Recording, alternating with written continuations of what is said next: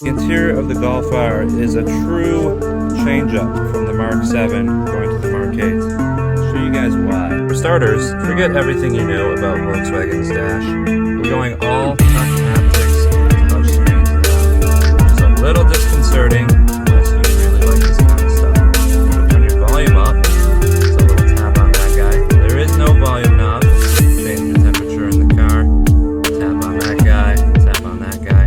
You can also slide, but it's not the easiest thing to work. The steering wheel has similar controls here that allow you to swipe back and forth on it.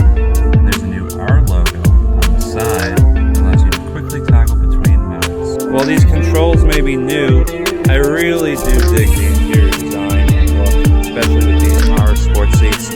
Very grippy.